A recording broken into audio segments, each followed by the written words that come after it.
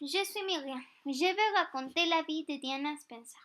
Je crois qu'en raison de sa personnalité, de son divorce et de sa tragique mort, elle est devenue un important personnage dans la culture britannique et aussi dans le monde. Diana était une aristocrate britannique. Elle est née le 1er juillet 1961 à l'Angleterre. Elle était descendante de Henri IV, roi de France.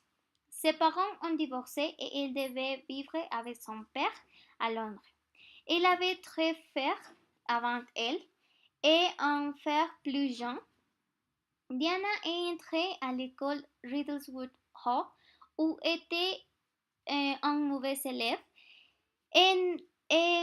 En 1977, âgée de 16 ans, elle a quitté le lycée et est entrée à l'école Rougemont en Suisse, tandis qu'elle accompagnait sa sœur Sarah.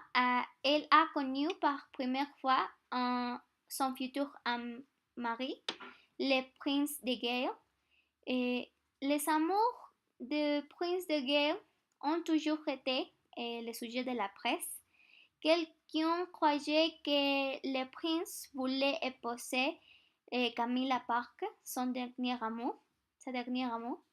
Et alors que le 29 juillet 1941, et la princesse Diana et le prince de Galles sont mariés à la cathédrale Saint-Paul à Londres devant 35 000 invités et 1 milliard de téléspectateurs dans le monde. Toutes les maisons RL ont assisté et la presse a remarqué que le dernier mariage d'un héritier du trône avec un sujet anglais remontait à 300 ans. Après, elle et le prince ont eu deux filles qui s'appelaient William et Henry. William était le 12e dans la ligne pour le trône d'Angleterre après son père. Diana les a inculqué valeurs humanitaires et elle a effectué activités que la monarchie n'a vues jamais parce qu'elle voulait que son fils ait une enfance normale. Elle les a emmenés au restaurant public et au centre pour le traitement du sida et hébergement. De cette manière, ces filles connaissaient les problèmes de la population. En 1995, Diana a offert à BBC une interview, peut-être la plus célèbre, où a dit ouvertement qu'elle a pratiqué la bullying et la dépression. Elle a aussi dit qu'elle avait des relations adultères et aussi son mari avec Camilla Parker, sa dernière amour. Elle a aussi dit pendant sa première grossesse, elle s'est jetée dans un escalier et la reine lui a découvert. En 1992, le prince et la princesse de Galles se sont séparés et finalement, le 28 août 1996, ils ont annoncé le divorce. Diana a perdu le titre d'Altesse royale et est devenue la princesse de Galles, une distinction purement honorifique. Elle a reçu une pension et une indemnité de plus de 17 millions de livres. Elle a devenu l'unique princesse non royale de l'histoire de l'Angleterre. Elle voulait maintenir une bonne relation avec la famille royale pour ses filles. Elle est devenue populaire pour son aide à des cas humanitaires.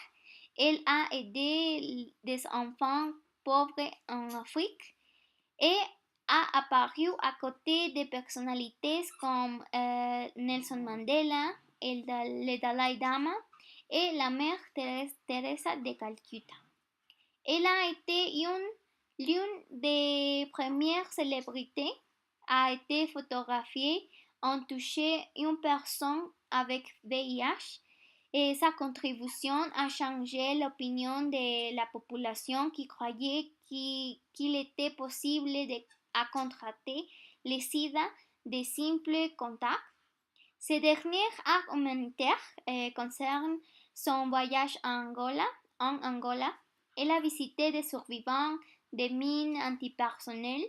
Elle a fait des programmes d'éducation et de sensibilisation sur les dangers de cette mine.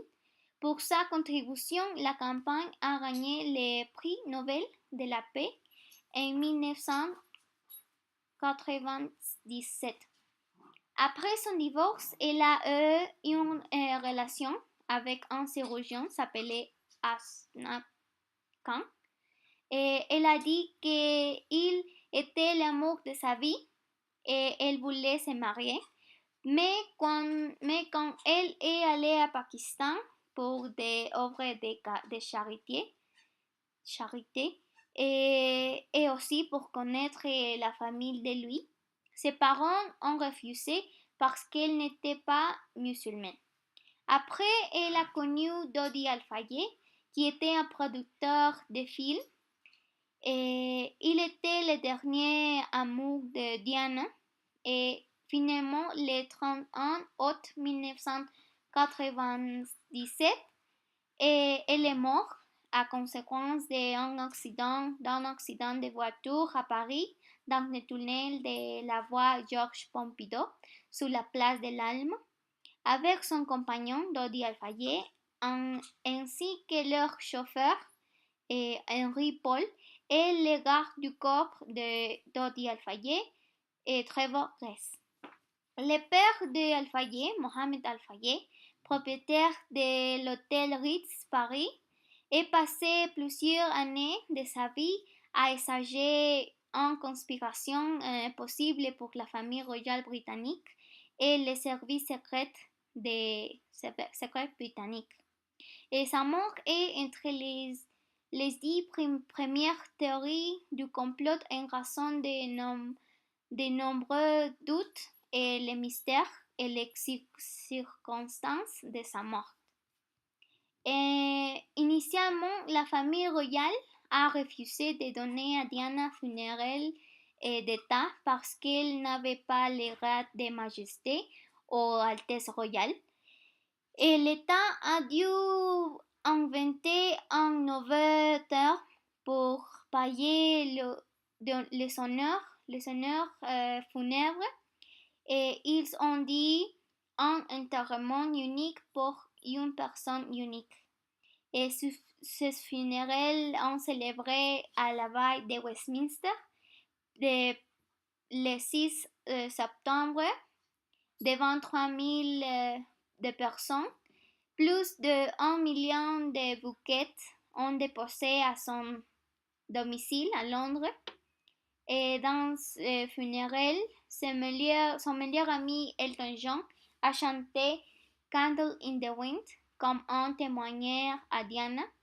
Et en 1999, s'est établi le prix Princesse Diana pour l'inspiration de la jeunesse. Il y a beaucoup de mémorials à Londres en sa mémoire.